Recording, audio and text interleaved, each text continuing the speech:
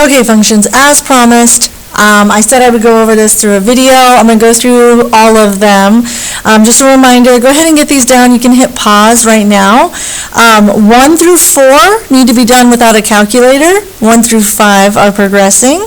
6 on down are all meeting, and again, this doesn't have any word problems on it. If you want practice with word problems, those are going to be in your homework.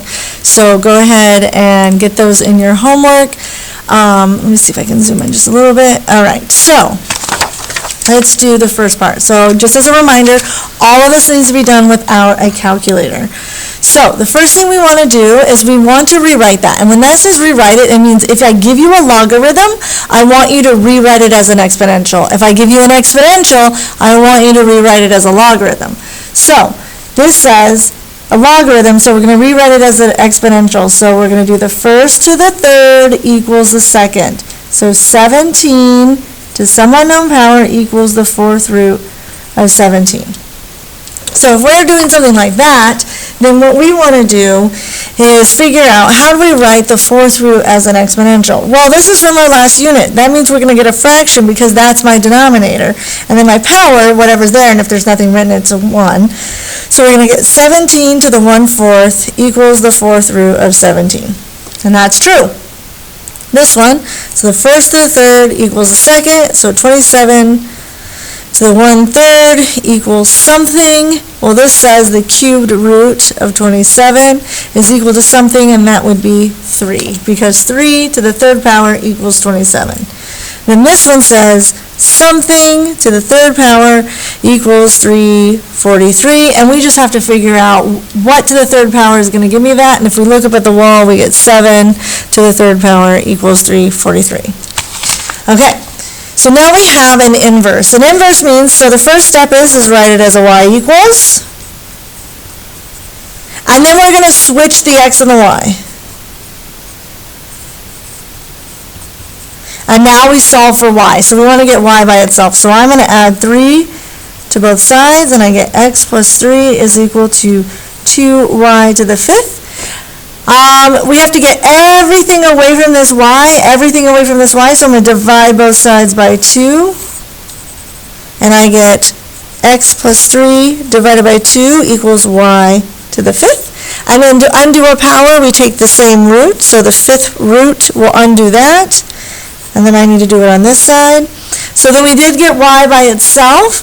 We ended up with the 5th root of x plus 3 divided by 2 equals y, and then the last step is to rewrite it in inverse notation. My function name is f, so I'm going to f. The inverse of f is equal to the 5th root of x plus 3 divided by 2. Notice that everything is underneath my radical. I don't have it just in the numerator or just the denominator. I have everything because I took the 5th root of everything that was on that side. So be careful with that. That was something I noticed today when I was talking to you, that we need to make sure we get it like that. All right, now we can start using a calculator. This is progressing, but it is something that we can use a calculator. So we want to ask ourselves, 36 and 216, is there a base? Is there a number that I could take to some power that could get to that number and that number that are the same base? I'm going to look at the smaller number. So 36, the only way to get to 36 with a base would be 6 squared. So I could rewrite 36 as 6 squared. Well, now I just have to ask myself, can I take 6 to some power and get to 216? Well, I'm looking up at my wall, and there's a 36, and right above it's 216, which means 6 to the third power is 216. So I can rewrite 216 as 6 cubed, and I can rewrite 36 as 6 squared. Those two numbers are the same. Now, whenever we take a power to a power, we're multiplying. So we end up with 6, 3 times x, and this is really a parentheses, and then we get plus 9 equals 6 times 2x. Okay, so now we have our bases are the same. I don't really need them anymore because we're using this, that a base to some power, if it's equal to a base of another power, then x must equal y. And that's what we got. We got a base and a base, b and b, so that means my powers are equal to each other, and I can just solve. So I can do 3x plus 9 equals 2x. Okay, so I'm going to move the 2x over here, and and I get x plus 9 is equal to 0. Well, that doesn't help me. I need to figure out where x is. I'm going to subtract 9, and I get x is equal to -9. And then I just leave it right there. I don't need to worry about solving it. I don't need to plug it back in. I just need to leave it. If you wanted to check your work, you could. So you could do 216 -9 plus 3, and you could type that in your calculator. So I get 216 to the -9 plus 3, and that's my number. And then I need to check for 36. So then -9 is x, so I get 36 to the -9. And do those numbers match? They do. That is the correct answer. So if you want to know, that's how you check it. All right, this is meeting. Again, we can use a calculator. Okay, so we have an unknown power right here. My x is in my exponent. When my x is in my exponent, that means anything that this is touching, I need to get away from. So this is what I'm isolating. I'm isolating all of that. This says -3 times this number is equal to -33. Well, then that means I need to get rid of it. And what's the opposite of, or get rid of it, but like move it away? The opposite of multiplication is division. So I'm going to divide this by -3. I get a 1. Divide that by -3, and I get 11. So then I'm left with 23 to the 4x minus 7 is equal to 11. Now I have an unknown number, or a base to an unknown number is equal to a number. I can't rewrite these. This is where you're going to log both sides. So I'm going to get log 23 to the 4x minus 7 is equal to, and if I log this side, I have to log this side, log 11. Now I can apply the power rule, which says that's going to go out front. So I get 4x minus 7 times log 23 is equal to log 11. Now I want to show you something. If I type log 23, log 23, I just get a number. That's just a number. And log 11 is also just a number. They're ugly numbers, like they got lots of decimal places, but they're just numbers. So what I want to do is I want to get this number away from this. So I'm going to start working my way to get to this x. So the first thing I'm going to do is divide by log 23. And I'm going to get 4x minus 7 is equal to whatever log 11 divided by log 11 divided by log 23 is. And I'm going to get 0.764758. I'm going to just go as far as I can. I'm going to use this in my work, but I want to go as far as I can. Now I'm just solving for x. I got a number over here, so I'm going to add 7 to both sides. So in my calculator, I'm going to put plus 7, see? And so then I get 4x is equal to 7.764758.3. And then I'm going to divide both sides by 4 to get the x by itself. And I get x is equal to 1 point, let's just go to the 4th decimal place, so 9412, just like that. So if I go to the 4th decimal place, it's right there. Okay, so that's all we're having to do. All right, now let's get to this next log problem. All right, we got too many logs. This one didn't have any logs, so we had to get a log on each side. This one has 1, 2, and then 1 on the other side. We've got to get this down to 1. The property that we want to use is log base b of x is equal to log base b of y, so that we can say x is equal to y. Notice those are my arguments.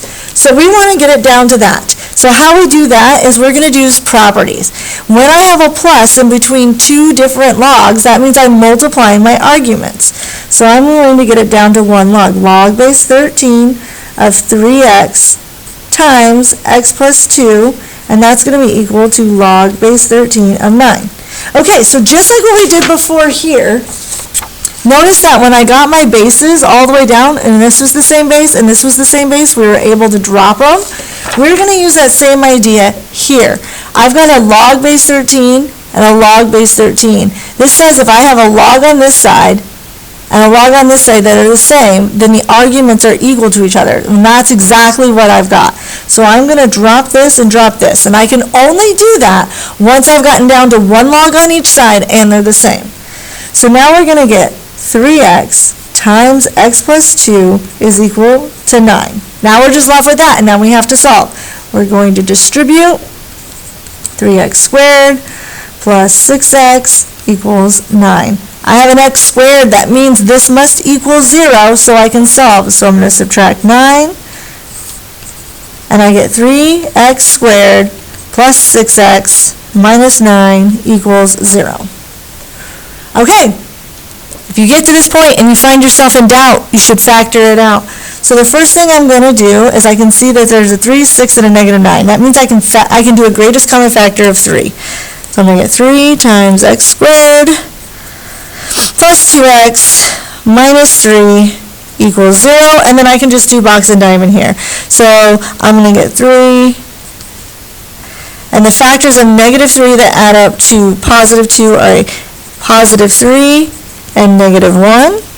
And then I can just set each one of those equal to 0 and solve. So I'm going to get x plus 3 is equal to 0 and x minus 1 is equal to 0, and I get x is equal to negative 3, x is equal to positive 1. Now I need to come back to the original. If I plug in a negative 3, I get 3 times negative 3, and I get negative 3 plus 2. If I get 3 times negative 3, that's a negative number. Will not work. But if I plug in a 1, then I get 3 and 3, which is perfectly fine. 1 is the only viable solution there. So we want to be very, very careful when once we get our two answers. This one is called extraneous, so it's an extra solution, not a good one. This is the only one that works. Again, the only thing I'm looking for is if I plug it back in, does this make the number next to my log a negative? That's all I'm looking for. I don't need to get any deeper than that. All right. Okay, so now this one. I've got 1, 2 logs and none on this side. Well, I've got way too many on this side. We always want 1 or none all together. So when I have a plus, that means that I am multiplying. So I'm going to get log base 5 of 9 times 5x squared is equal to 3. Okay, now this looks like a progressing question. Look right here. I've got, I don't know, let's use this one. Log base 27 of some number equals 1/3. I've got 1 log of an answer equals a number. That's exactly what I have here. I got a base, a number, and a number. So whenever you get down to 1 log on one side and none on the other side, you are going to want to rewrite. If we can do that, that makes this so much easier. If I rewrite this, I get 5 to the 3rd power is equal to 9 times 5x squared. Oh, that's so much easier to solve. Well, what is 3 to the 3rd power? Well, it's 125, and that's equal to 9 times 5, which is 45x squared. And now I just need to get x by itself. So first thing I want to do before I take the square root is I want to do that. Now, 125 and 45, if you put that in your calculator, you're going to get a decimal, but we can simplify that. I can get 5, how many 5s are in 125? So you can do 125 divided by 5, and we get 25. And then we know that there's 9 5s in there, and that's going to equal x squared. Now we can take the square root of both sides, and remember, anytime we take a square root of a number we don't know, we're going to get the plus and the minus. So this is going to be equal to the square root. Now remember, this really means plus or minus the square root of 25 over the square root of 9, and that's going to be equal to x, but we can figure that out because the square root of 25 is 5. The square root of 9 is 3, so we get plus or minus 3, and that's what my x is. So now we go back to the original. The only x is right here. So if I plug in a positive 5 over 3 and I square it, so I could do that in my calculator, I could do 5 divided by 3, and I need to square it. So the only thing I'm looking for, yep, that's a positive number. Well, let's try the negative version. So negative 5 divided by 3 If I square it, oh, that's also positive. Both solutions work. So if you were showing me on the test, I would write 5 equals positive, and then negative 5 over 3 squared equals positive. I'm just looking to see which one of these is going to make it not work, and they both work. All right, here we go. If you wanted, you could put parentheses on that to make it more obvious that that's the argument. So I just said in the last problem we want to get it down to 1 log. Well, this is already down to 1 log. This one has done almost all the work for us. We just have to rewrite it. So whenever we have 1 log and it's equal to a number, we want to rewrite it. So we're going to get 2 to the 5th equals x squared minus 4x. Well, that's so much easier to solve. 2 to the 5th power is 32. I see my x squared there, so I know I need to subtract 32 from both sides. And I get 0 is equal to x squared minus 4x minus 32. And then all I have to do is do box and diamond. So the factors of negative 32, so we're going to end up with x minus 8x plus 4. So negative 8 times 4 is negative 32. Negative 8 plus 4 is negative 4, so that works. And then we just set each one equal to 0, so we get x minus 8 is equal to 0, and x plus 4 is equal to 0. X is equal to 8. X is equal to negative 4. Now I got to go back here. If I plug in so right here, I am going to do 8 squared minus 4 times 8. And I'm going to see if that is positive. So 8 squared minus 4 times 8, that's positive. And then I'm going to do negative 4. So negative 4 squared minus 4 times negative 4 and see what that gets me. So then I get negative 4 squared minus 4 times negative 4. Notice that I'm using parentheses. I'm plugging them in for x. That goes back to Unit 2 in the first semester when we did function notation. I enter it, and I get a positive number. So both of those are positive.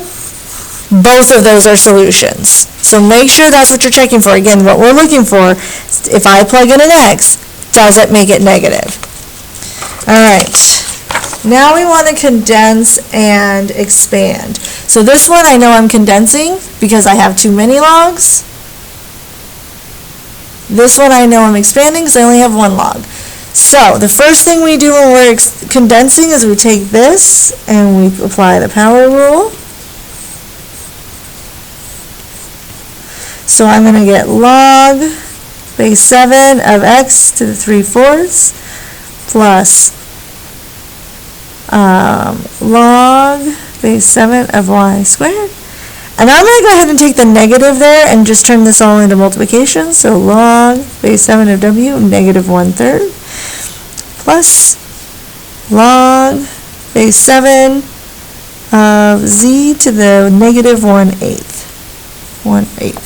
Okay, I put all of the exponents with it. Now I need to reduce this down to 1 log. So I'm going to take the first one I see and write it because they're all the same. And then I'm just going to write and do what it says to do. So then it says x to the 3/4. When I see a plus, I do multiplication. Y squared. I see another multiplication. W to the negative 1/3. I see another multiplication. Z to the negative 1/8. All right. I've got it all being multiplied, but can we have negative exponents? No, we can't. If I have a negative exponent in the numerator, I need to move it down to the denominator. So this needs to move down, and this needs to move down. So then my final answer is log base 7 of x to the 3/4 times y squared all over, this one has to move down, w to the 1/3, and z to the 1/8. That's fine. If you rewrote this in radical form, you would have gotten log base 7 of the 4th root of x cubed y squared all over the cubed root of w times the 8th root of z. Both of these answers are correct. Both of them mean the exact same thing. If you just did where you left it as minus minus, that's fine too. Just be careful that they both go in the denominator and that you don't get a fraction within a fraction. We don't want that. Okay, now this one, we want to go from this to this. So we are going to rewrite this. So the first thing I'm going to do is write all of these to an exponent. So I'm going to rewrite that right up here so we can see it. So I'm going to get log base 3 of x to the 1/4, because it's the 4th root of x. And then y cubed is fine, all over. When there's nothing here, it's the square root, so z to the 1/2. And then I have the 5th root, w to the 1/5. Okay, now I have everything written as exponents. I'm going to go through and I'm going to just write them one at a time. So I'm going to start with this one. So I'm going to get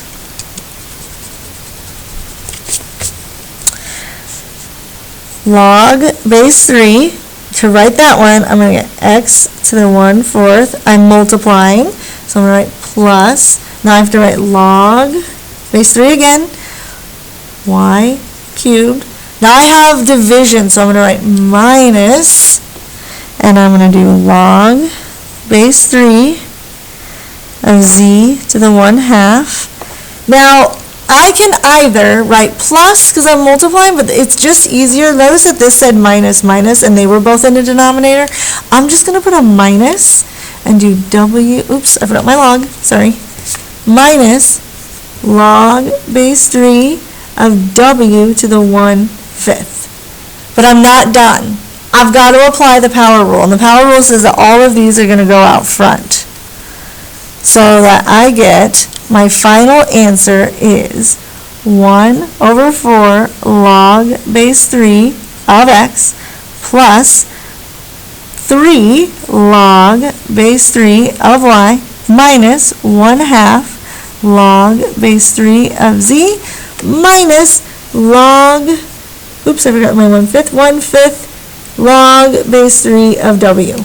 Another acceptable answer would have been 1/4 log base 3 of x plus 3 times log base 3 of y minus parenthesis 1/2 log base 3 of z plus 1/5 log base 3 of w. So if you had this part right there, and you had the plus right there, but you would have to have those parentheses. I ran out of space. So that says log base 3 of w. So if you don't have the parentheses, you need minus, minus. If you do have the parentheses, you need it there. All right, that was the last question. If you have questions, I will be here at 7:50 tomorrow morning. Otherwise, I will see you all tomorrow before the test. Good luck. Do your review. You will be fine. Do the whole review. Practice everything. Take all the worksheets. Do those. Otherwise, I will see you all later.